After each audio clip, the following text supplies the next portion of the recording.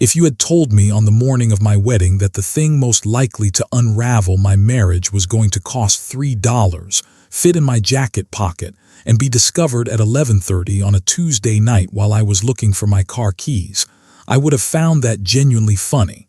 I am not laughing now. Well, mostly not. My name is Nolan McCain. I'm a history teacher at Eastfield High School in Harwick, Tennessee. I have been married for 6 years to a woman named Kimberly. I have spent those 6 years believing she worked as a legal compliance officer at the Harwick District Courthouse.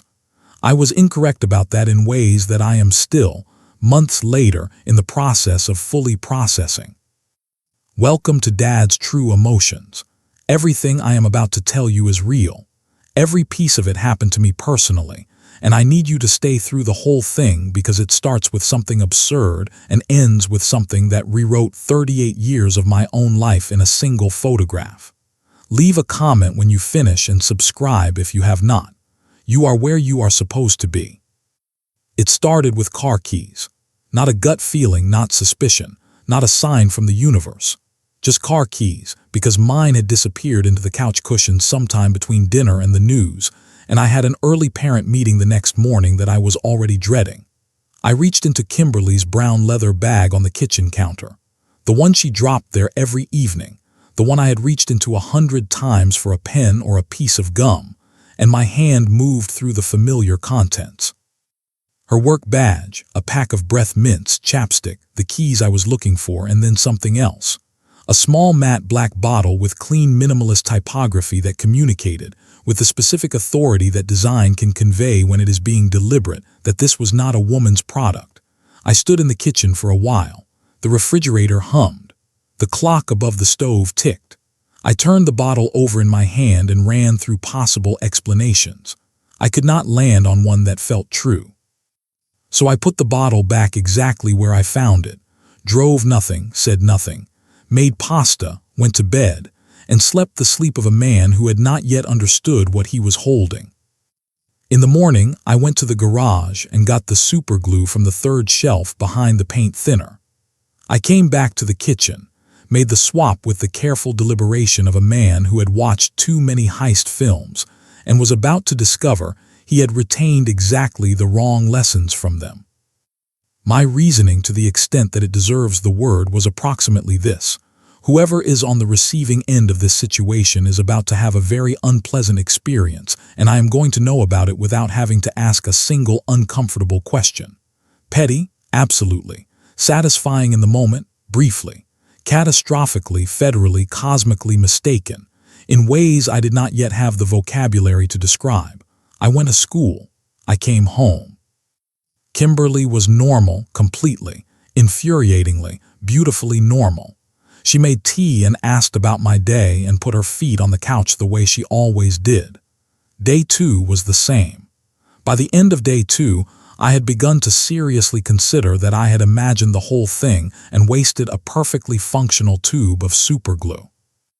Day 2 was the last normal day of my life. I just did not know it yet. Before I tell you what happened next, I need to tell you about Kimberly, because she deserves that, and because nothing that follows makes sense without it. Kimberly McCain is the kind of person who makes you feel like you have been operating at about 60% capacity for your entire adult life. Not in the way that diminishes you, in the way that makes you want to be better, read more, think harder, run the extra mile, because her standards are quietly, devastatingly high, and being near them is contagious. She is sharp in the specific way that the truly sharp are sharp, which is that her precision arrives without performance. She once made a remark about a conference keynote speaker that was so surgically accurate I laughed louder than the setting called for, and she looked at me with the expression of someone who had been waiting for exactly that response. That was 11 years ago, at a professional development conference I had not wanted to attend, over coffee that had no business being served to adults. I had been falling toward her ever since.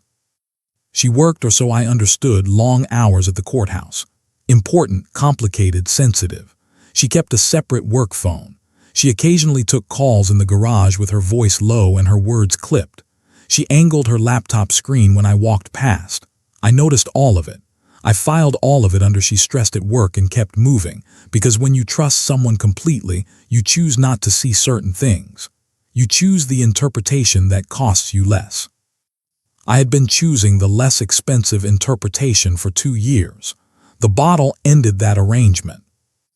Ralph Lewis caught me in the hall outside room 114 on day 3 morning, 3 minutes before first bell. Ralph teaches biology 2 doors down, operates at approximately 140% energy at all times, and has the social awareness of a golden retriever at maximum enthusiasm. He stopped, pointed at my face, and said something was wrong with me. I told him good morning and that I was fine. He said I had a look. He said it was the look of a man who knows something but does not yet know if the knowing is good or bad.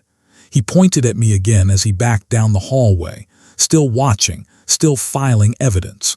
I should have paid more attention to Ralph. Ralph, as it turned out, was the only person in my immediate world who was exactly who he said he was. I find this both comforting and quietly devastating. Third period, 11:45 in the morning. I was mid-lecture on the assassination of Franz Ferdinand, which I will tell you without apology is one of the genuinely gripping stories in modern history when you tell it correctly, and I was telling it correctly. The intercom clicked on. Principal Donna Hartwell's voice, which I had heard in most combinations of administrative context, asked me to please come to the main office. There were people there to see me. 26 juniors turned toward me with the specific alert-focused teenagers reserved for moments that might involve someone being in serious trouble. I assigned pages 140 to 155 and announced a quiz. There was not going to be a quiz, but the threat bought me 30 seconds of quiet, and I needed those 30 seconds. There were 2 of them in Donna Hartwell's office, both in suits that communicated federal government, the way certain buildings communicate money, both carrying the particular stillness of people whose calm is trained rather than natural. Donna herself was standing against the far wall next to her potted fern, with the expression of a woman rethinking her entire career in real time. The taller one showed me a badge. FBI Special Agent Roland Briggs, Counterintelligence Division. He had the face of a man who had been delivering difficult news professionally long enough that his resting expression had permanently reconfigured itself to communicate that whatever I was about to hear, he had already heard worse. He asked me to sit down, exact same tone twice. Not a suggestion, I sat. He opened a folder. He asked if I was familiar with federal evidence protocol regarding the handling of monitored personal items during an active counterintelligence operation. I told him I taught high school history.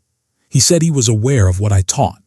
He explained the situation clearly, without drama, and without any consideration for the fact that he was dismantling someone's entire understanding of his own life in a school administrator's office next to a potted fern. A counterfeiting syndicate, 18 months of federal surveillance, defense intelligence being transported across state lines inside commercial product containers, a tracker, a microcapsule, a controlled handoff that had been 18 months in the building, a courier who had noticed the tampered seal within minutes and gone dark. 2 years of operational groundwork gone. He closed the folder. He said, "You did that." The room was very quiet. Donna appeared to be studying the wall approximately 6 inches above my head with extreme focus. I asked about my wife. Briggs and the other agent exchanged a look that contained a full conversation inside it. I told him not to say my name in the tone he was using, and not to give me the pause. I told him to just say it. "Your wife," he said, "has been an employee of the Federal Bureau of Investigation for 9 years. The fern in the corner had one brown leaf at the bottom. I stared at it for a moment. I said she was not a compliance officer. He said no, she never was. I said 9 years. He said yes. We had been married for 6. I asked if she was safe. Something shifted in his expression, not warmth exactly, but the specific recognition a person gets when they realize the person across from them is not going to fall apart. For now, he said, she had been pulled from the field. I told Donna to cancel my afternoon classes. I do not remember walking to the car. They drove me to the Harwick Federal Building in an unmarked car that smelled like cold coffee and institutional purpose. I watched the city pass through the window. The diner on Clement Street where Kimberly and I ate breakfast every Sunday. The park where we walked when the weather cooperated. The courthouse where she had never actually worked. I tried to find the historical parallel. I have spent 12 years teaching people that nothing in human experience is entirely new, that there is always a precedent, always a case study, always someone who walked this particular road before. I could not find one. History does not have a chapter on discovering that the person you have been building a life with was operating under a professional identity you were never meant to know about, and that the coffee was real, and the laughter was real, and the 6 years were real, and also that none of it happened the way you thought it did. Kimberly was in a room on the other side of a reinforced window. Same gray blazer she had worn to work that morning, hands flat on the table, not in handcuffs. She was not a suspect, but the performance she wore every day, the careful, considered ease that I had always admired and never quite been able to name, was gone, completely gone. What was underneath it was someone I both recognized entirely and had never seen before. She looked up and saw me through the glass, and something moved across her face that I still do not have the right language for. Not guilt, not relief. Something that looked like a person setting down a weight after carrying it for an extremely long time. Briggs opened the door. I sat across from her. The door closed. She said she was sorry. I asked how long. She said since before we met. I started to ask if any of it had been real, and she stopped me before I finished and said all of it. Firmly, like a person who has rehearsed the sentence and it has still not gotten any easier to deliver. She said every single thing that was us had been real. She said she had lied to me about her work, not about us, and that she needed me to understand those were different things. I told her that from where I was sitting, those two things were not as cleanly separated as she seemed to think. She agreed. She said she knew what she had taken from me, that she was not going to argue that it was acceptable, but that she had chosen me every single day, through every operation and every cover story and every door she had to close in front of me, and that there were days when that choice had cost her more than I would probably ever understand. That last sentence I filed away without knowing why. It would matter later, enormously. She walked me through the bottle, the syndicate, the transport operation, the controlled handoff, the bottle as an evidence container with a tracker and a microcapsule built into the seal. The night of the exchange was supposed to be the moment that ended 18 months of work. The syndicate's top handler, a ghost with no name on any record, was going to surface in person for the first time in over a decade. One moment, one identification, 18 months of operational construction paying off in a single contact. And then I had come into the kitchen at 11:30 looking for my car keys and ended it with $3 and a tube of superglue. The courier, a woman named Sadie Cross, had noticed the weight difference within minutes. She had checked the seal, understood what it meant, and disappeared. The primary target had gone dark within the hour. Briggs, Kimberly said, was furious. This seemed, I told her, like a proportionate response. She almost smiled. She said again that she needed me to know something, that the reason she had never told me was not only protocol, she had been protecting me. From what I asked, the door closed behind her eyes in the specific way it had closed once before. That is classified, she said. Twice now I had asked about the same shadow, twice the same door. I am a history teacher. I spent 12 years training myself to read what is not being said in addition to what is. And what was not being said was filling every corner of that room. Briggs came back with an analyst named Priya Anand, a precise woman in her early 30s who gave the impression of someone who had read every file in the building and remembered all of them in order. She laid out the options. The syndicate knew Kimberly's cover was compromised. They were watching known associates, which meant me. Witness protection was available. Disappearing was available.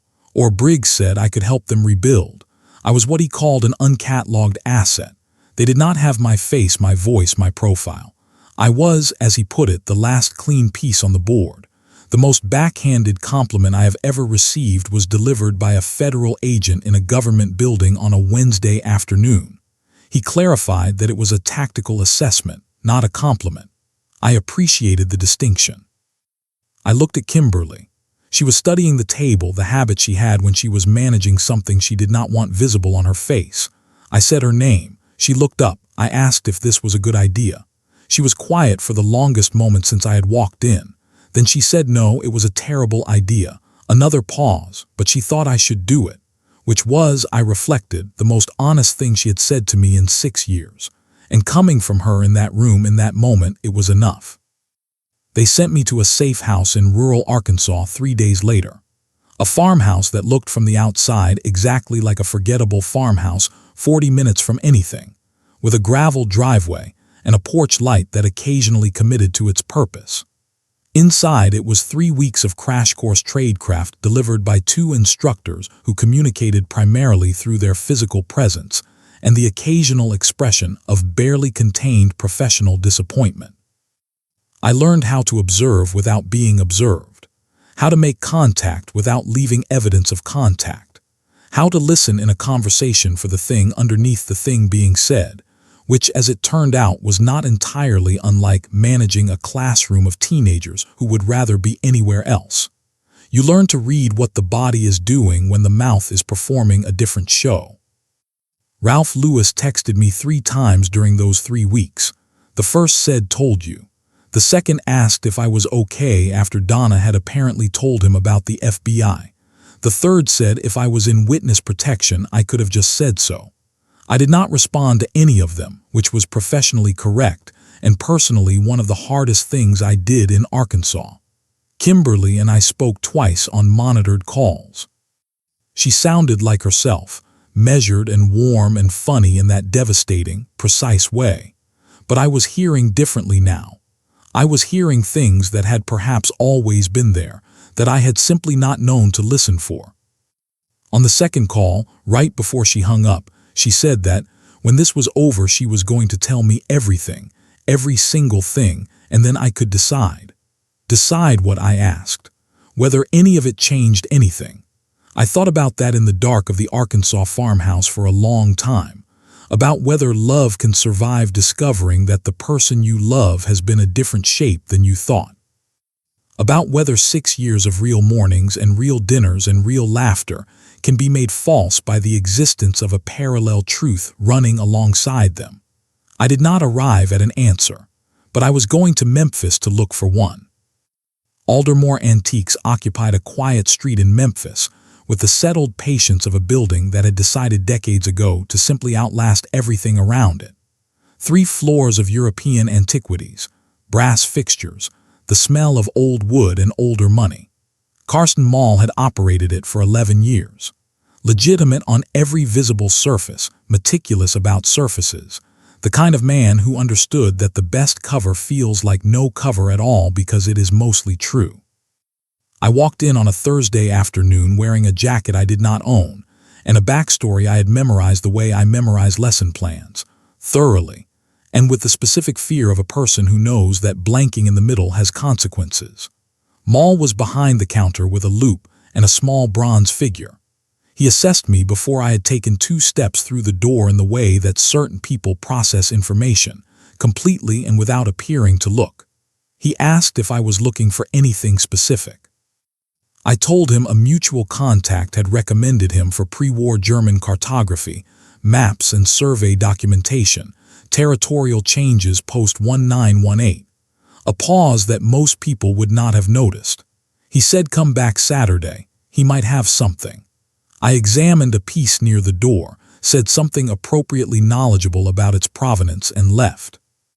On the street I walked 2 blocks, turned a corner, and stood against a brick wall and breathed for 30 seconds like a man who had just diffused something without being entirely sure he had diffused it correctly.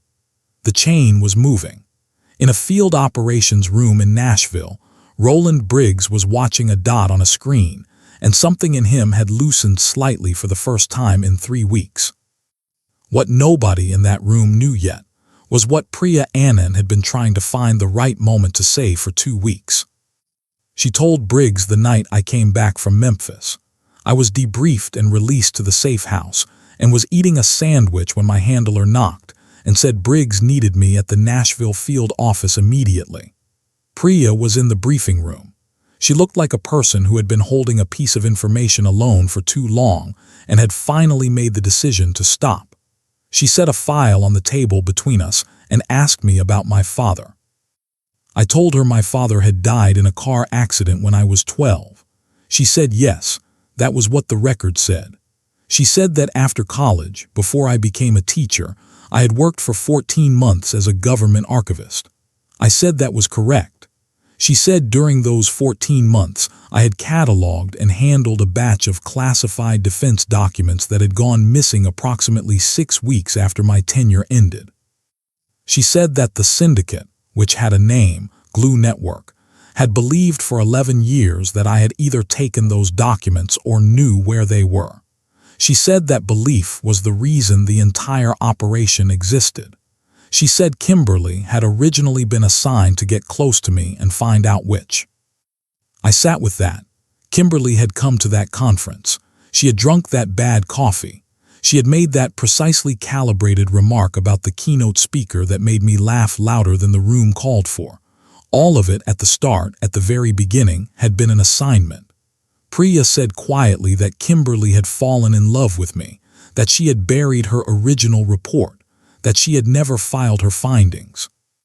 That for 6 years she had been standing between me and both sides, protecting me from the syndicate who thought I was complicit, and from the Bureau who was not entirely certain I wasn't. That was the weight. That was what choosing me had cost her every single day. I asked who Glue was. Priya opened the file and turned it toward me. The man in the photograph was 67 years old. He had more gray in his hair than I remembered, but I had only known him when I was 12 and he had been, as far as I had known for 26 years, dead.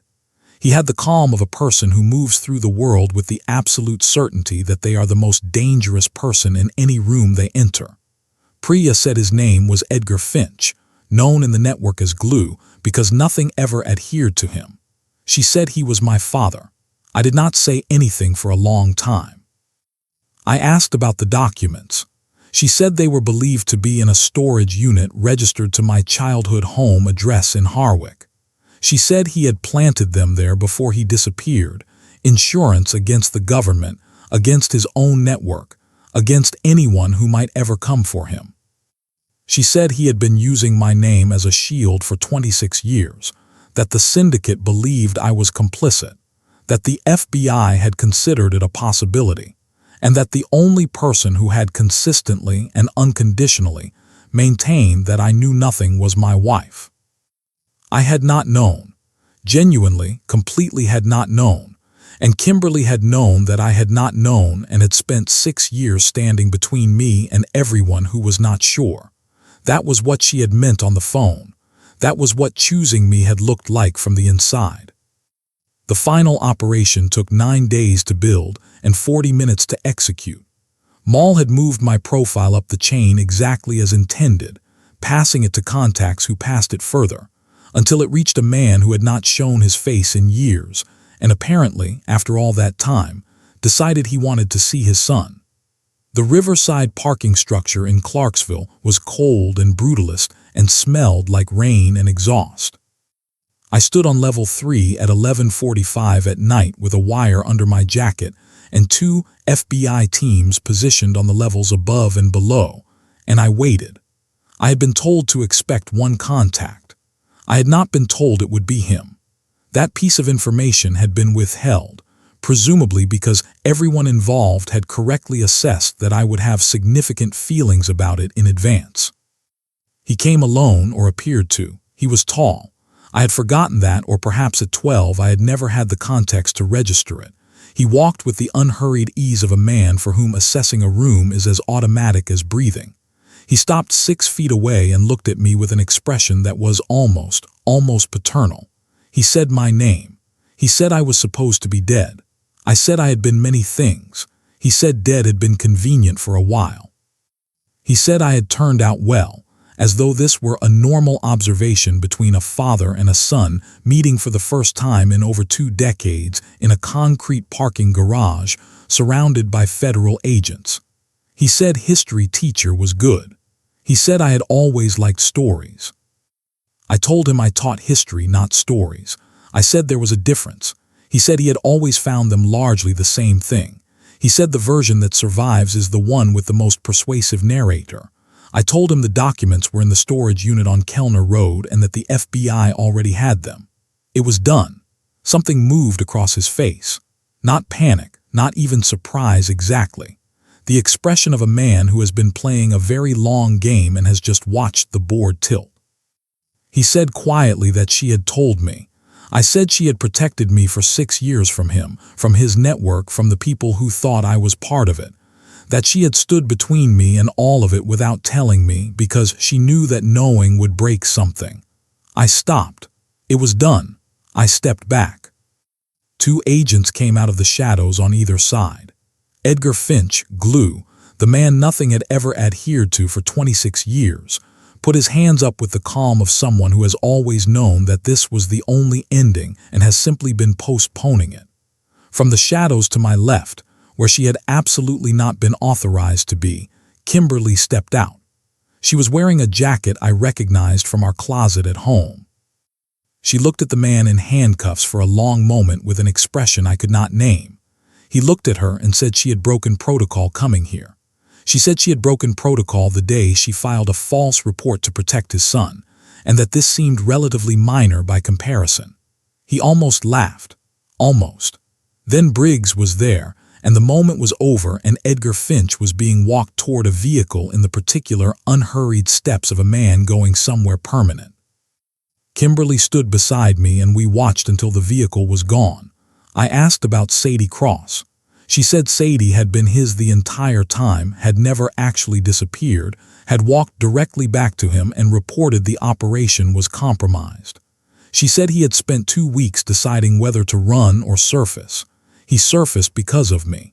He wanted to see his son. I thought about what that said about Edgar Finch. I thought about what it said about the choices people make and what those choices cost and what they mean. History, I tell my students, is not a collection of facts. It is a collection of choices, and every choice, no matter how buried, leaves a mark on everything that comes after. Edgar Finch was charged on 11 federal counts. Nothing had adhered to him for 26 years. Everything adhered to him now. The documents were recovered from the storage unit exactly where Priya had said they would be. I was formally cleared and issued what amounted to a federal apology, delivered with the efficiency of people who are very sorry but also very busy. Kimberly resigned from the FBI 2 weeks after the arrest. She did not make a production of it. She came home to Briarwood Drive on a Wednesday evening, put her bag on the kitchen counter, and made tea. We sat at the kitchen table for a long time, 2 people who had been holding things back from each other for entirely different and entirely devastating reasons. 2 people who had kept choosing each other even when they could not say so out loud. I asked her about the conference, the bad coffee, the remark about the keynote speaker that made me laugh too loud. I asked if any of that had been the assignment. She was quiet for a moment. She said the conference had been the assignment.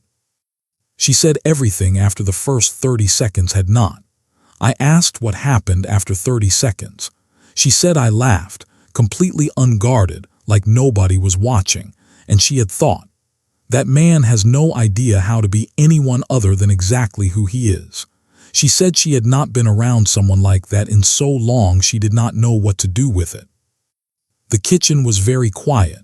On the counter next to her bag sat a small matte black bottle with clean minimalist typography. I did not ask how it got there. Maybe she had placed it deliberately. Maybe it was her particular devastating sense of humor finally surfacing after 6 years of careful management. Neither of us moved it. Neither of us laughed. But almost we did. If this story stayed with you, hit the like button and subscribe to Dad's True Emotions. It costs you nothing and it means everything. Thank you for being here.